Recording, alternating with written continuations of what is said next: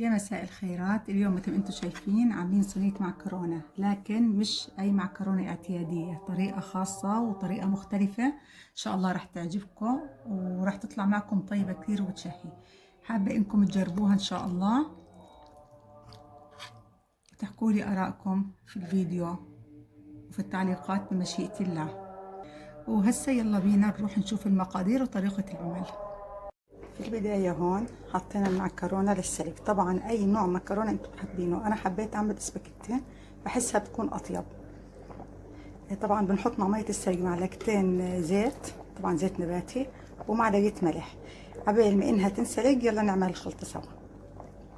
طبعا من البداية خلينا متفقين إنه إن شاء الله ما راح نكب مية السلق للمعكرونة، راح نعتازها. بالنسبة للخلطة طبعا مثل ما انتم شايفين فلفلة حلوة، فلفل حار اختياري طبعا، بصلة، تومة، بندورة، معي هون فطر معلب. اللي مش حابة فطر معلب وحابة فطر طازة ما في أي مشكلة. هسا راح نقطعهم جميعا ونروح سوا نشوف شو راح نعمل فيهم. هسا هي أن هيك المعكرونة استوت مثل ما حكينا. هسا بنصفيها وبناخذ كاسة كبيرة من مية المعكرونة. هي مثل ما شايفين كل المكونات معنا قطعناها. لو تلاحظوا التقطيع كبير طبعا لاني راح اضربه في الخلاط، لا تحكوا كيف راح تضربيه في الخلاط، خليكم للنهايه وراح تشوفوا. هسه هون عندي حطيت في طنجره معلقتين زيت، راح ننزل البصل والثومه مع سوا. مجرد ما ياخذ لون بنزل الفلفل والفليفله وعلى بنقلبهم نتركهم شوي مع بعض يتسبكوا. وهسه مثل ما انتم شايفين بحط عليهم الفطر. هسه بعد ما حطينا الفطر وهي كله تسبك مع بعض، هسه بضيف لها كريمة طبخ، كاسة كريمة طبخ، وعليها فورا بضيف كاسة مي من سلق المعكرونة اللي حكينا نخليها على جنب.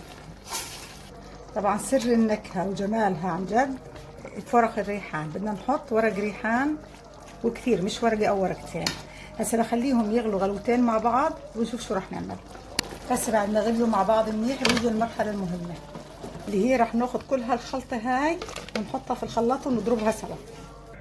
وبهيك خلطتها ورجعتها للطنجرة. راح احط لها معلقة صغيرة ملح، لا تنسوا نحن حاطين ملح مع سلق المعكرونة.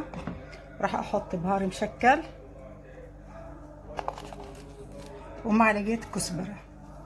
هسه بس نشوف بلش يغلي راح نحط تقريبا معلقتين جبنة موتزاريلا. هسه بنقلب منيح هيك كله تجانس مع بعضه. هسه هون عندي بنزل المعكرونة جوا الخلطة اللي عملناها. بعد التقليب جبنا صينية بحطها في الصينية. بسم الله. بعد ما فردناها هسه راح افرش على الوجه شوية جبنة موتزاريلا ويلا بينا على الفرن. وبهيك انتهت اكلتنا اليوم. اتمنى فعلا انكم تجربوها وتدوقوها وتعطوني ارائكم. صحة والف عافية.